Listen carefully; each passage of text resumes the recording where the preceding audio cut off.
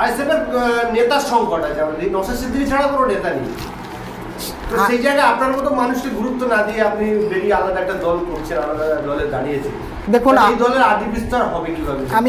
আমি 2003 সাল থেকে সোশ্যাল ওয়ার্কার সামাজিক কাজ করি, বিভিন্ন সংগঠনের সঙ্গে ছিলাম।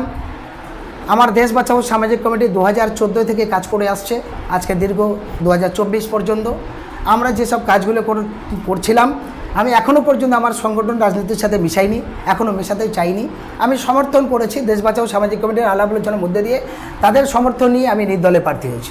আমি নির্দলে প্রার্থী হওয়ার কারণটা হয়েছে, আমরা দেখেছি গত নির্বাচনে আইএসএফের একার তো নেই, কিন্তু তৎকালীন আমি অবাধ সুষ্ঠু নির্বাচন করার জন্য রাজ্য নির্বাচন কমিশনার, রাজ্যের মুখ্যমন্ত্রী, রাজ্যের স্বরাষ্ট্রমন্ত্রী, পুলিশমন্ত্রী, এসডিও, বিডিও, ডিএম, রাজ্যপাল সবার কাছে আবেদন করেছিলাম যে গ্রামগঞ্জে ভোট হবে না, হতে দেবে না, ভোট লুট করবে, তাহলে মানুষ তার গণতান্ত্রিক অধিকার পাবে না। একটা গরিব মানুষ তার যা হক সেগুলো পায় না, আবাস যোজনা পায় না। একটা মহিলাদের এরা বলছে, কি বলছে, আমরা লক্ষ্মী ভাড় দিচ্ছি। আরে ভাই, লক্ষ্মী ভাড় দিয়ে কি হবে? ভিখারি কেন বানাতে চাইছো? মহিলাদের বহু প্রকল্প আছে, তাদের ট্রেনিং করাও। তাদের মুরগির বাচ্চা থেকে ছাগলের বাচ্চা, গরুর বাচ্চা থেকে বিভিন্ন রকম তাদের প্রজেক্ট আছে, তাদের লোন আছে, তারা মাসে বিভিন্ন কুটির শিল্প আছে, বাড়িতে বসে 10 থেকে 20 হাজার টাকা মাসে রোজগার করতে পারে। সেই ব্যবস্থা কেন করছে না? সেইগুলো না করে লক্ষ্মীর ভাড় দিয়ে বড় নাম কিনছে, ভিখারি বানিয়ে দিচ্ছে। এই লোভ লালচার মধ্যে পারিবারিকভাবে তাদের অশান্তি না করানোটাই উচিত ছিল। সেই জায়গায় আমার বক্তব্যটা যে যাদবপুরের একটা বড় অংশ গ্রামগঞ্জের মানুষ, সাদাসিধে মানুষ, আইন কানুন বোঝে না, ভোলাভালা মানুষ, তার সাথে শহর এবং গ্রামের একটা বড় সংখ্যা বেকার হাউ করছে, এবং একটা বড় সংখ্যা শিক্ষিত মানুষ যারা চাকরির জন্য হা করে কলকাতার রাজপথে বসে আছে, তাদেরও কিন্তু সঠিক ব্যবস্থা হচ্ছে না। একাধিকবার সেখানে বিভিন্ন লোক গেছে, আমরাও গেছি, বারবার আমাদের দাবি। সেই জন্য আমরা কিছু লক্ষ্য টার্গেট নিয়ে আগাচ্ছি। আমাদের টার্গেট, ধরুন এখানে একজন সিপিএমের জিতলো, বা এখানে আইএসএফের জিতলো, বা এখানে তৃণমূল জিতলো, আমি দায়িত্ব নিয়ে বলছি, ওরা দায়িত্ব নিয়ে বলতে পারবে না যে আমরা জিতলে হিংসা হবে না, আমরা জিতলে এখানে খুনোখুনি হবে না, আমরা জিতলে এখানকার মানুষ কর্মস্থানের ব্যবস্থা পাবে, আমরা জিতলে মানুষ তার ন্যায্য অধিকার পাবে। একদম কথা দিয়ে বলছি 100%। কেউ যদি আমার কোর্ট পেপার করে বলে, আমি কোর্ট পেপার করে বলবো। আইএসএফের এই ক্ষমতা নেই, সিপিএমের এই ক্ষমতা নেই, তৃণমূলের এই ক্ষমতা নেই, কিন্তু হোসেন গাজীর এই ক্ষমতা আছে। আমি একটাও হিংসা এবং সন্ত্রাস হতে দেবো না। 3 ঘন্টার ভেতরে তার ব্যবস্থা নেব, 3 ঘন্টার ভেতরে তার ব্যবস্থা নিতে পারবো, সে আইন আমার জানা আছে। এবং একটাও বেকার এবং মূর্খ হতে দেবো না। তার কিভাবে শিল্পায়ন করবে সরকার দরকার নেই, যেখানে কারচুপি করবে তার লিগালিভাবে কোথায় গেলে এই সমস্যাটা মিটবে সেটা আমি জানি, তার ব্যবস্থা করে দিতে পারবো। তাহলে আমি শিক্ষার ব্যবস্থা করতে পারবো। নতুন করে যে মানুষের চাকরি নিয়ে যে ছিনিমিনি খেলছে, যদি আমি এখানে পার্সেন্টেজ জিততে পারি, যাদবপুরের মানুষ যদি সেই সুযোগ দেয়, সেই জায়গা আমি করতে পারবো। আমি চ্যালেঞ্জ করে বলছি, বা যাদবপুর কেন্দ্রে এই নূর আলমের কথা এত বলছো, এই সিজনের কথা এত বলছো, শাইনির কথা বলছো, তাদের ক্ষমতা নেই। কেন ক্ষমতা নেই? তারা দলদাস, দলের সিদ্ধান্ত বাইরে যেতে পারবে না, তার ব্যক্তিগত কোনো গণতান্ত্রিক অধিকার নেই। সে রাজনীতির ক্ষেত্রে এখনও অনেক শিশু। যদি তারা সচেতন হতো, তাহলে এতগুলো প্রাকৃতিক দুর্যোগে কোন মানুষের পাশে কবে কোথায় দাঁড়িয়েছে তার একটা প্রমাণ আছে? একটাও প্রার্থীরা তারা বলতে পারবে? সিজন বলতে পারবে? ছাত্র নেতা ভালো, নেতা ভালো কথা। আরে ভাই, আপনি ছেলে ভালো, কিন্তু আপনার তো একার ব্যক্তিত্ব চলে না। আপনি জনগণের প্রতিনিধি হতে এসেছেন। আরে জনগণের জন্য কি করেছেন? কেন আপনার ভোটটা দেবে? আমি হোসেন গাজী আমার ভোট দেবে কেন? কেন আমার সমর্থন করবে? এতগুলো দল থাকতে সেটা তো মানে আছে, সেটা তো আগে জানতে হবে যে হোসেন গাজীর লড়াই আন্দোলনটা কোথায়, কার জন্য। আমি এখনো পর্যন্ত টিনের বাড়ি থাকি, কার জন্য করেছি? আমার জীবনটা পুরো নিয়ে করেছি জনগণের স্বার্থে। সেই জনগণের স্বার্থে কখনো ডিএম, কখনো রেলমন্ত্রী, কখনো মুখ্যমন্ত্রী, কখনো রাজভবন, একাধিক লড়াই করে গেছি। আমি কিন্তু এই কে কোন দলের বড় নেতা তাদের হাত ধরে করিনি, আমাদের ব্যক্তিত্বভাবে আমাদের নিজের বুদ্ধি প্ল্যানে নিয়ে আগিয়েছি। তো ফলে আমরা দেখেছি মানুষের কষ্ট দুঃখ দেখলে, আমি একজন মুসলমান হিসাবে, আমি একজন সচেতন মানুষ হিসাবে, ভগবান আল্লাহ ঈশ্বর গড একদিন বলবে, হে মানুষ তুমি বলো পৃথিবী এতগুলো প্রাণী আছে, তোমাকে মানুষ করলাম কেন? তোমাকে পারতাম কুকুর বিড়াল ছাগল পশু পাখি পারতে।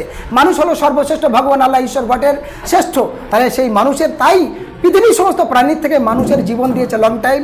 পৃথিবীর সমস্ত প্রাণীর থেকে মানুষের অনেক রকম দিয়েছে, সারা পৃথিবী ভ্রমণ করতে পারে, যা কোনো প্রাণী পারে না।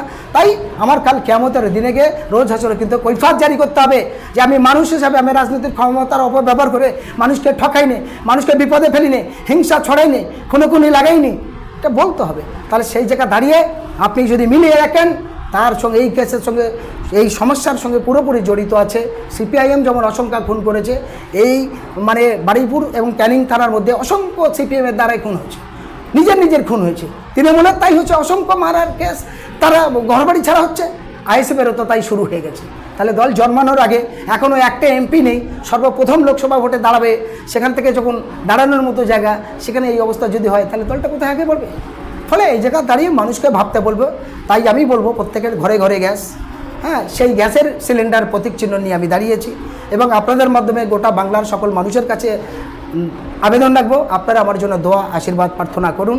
আমি যদি যাদবপুর লোকসভার কোনো রকম জয়যুক্ত হতে পারি, আমার গ্যাস সিলিন্ডারে 16 নম্বর বোতাম টেনে যদি ভোট দিয়ে জয়যুক্ত করে, আপনারা সারা বাংলার মানুষ নতুন ইতিহাস দেবে এবং ভারতবর্ষের নতুন ঐতিহ্য তৈরি হবে।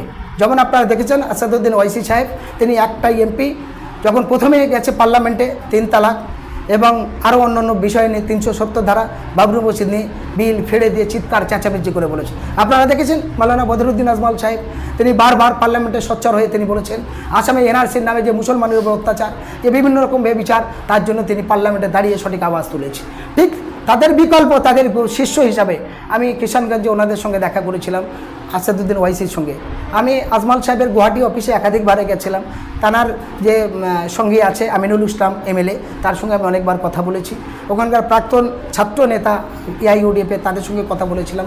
কিন্তু আমার বক্তব্য, এখন সবার সাথে কথা বলেছি, হ্যাঁ, বিভিন্ন রাজনৈতিক দল বা গণসংগঠনের সাথে কথা বলছি। এখন মূল যে জায়গাটা যাওয়া, যাদবপুর লোকসভা কেন্দ্রে কি বলছে মানুষ। তাই আমি চাই এখানকার দলতন্ত্রের দাপট ভেঙে গণতন্ত্র বাঁচবে, সাধারণ মানুষ বাঁচবে। তাই তৃণমূলের যে হুঙ্কার, যে অত্যাচার, যে ব্যভিচার, এটা আইএসএফের পক্ষে রোকা সম্ভব নয়, এটা সিপিএমের পক্ষে রোকা সম্ভব নয়।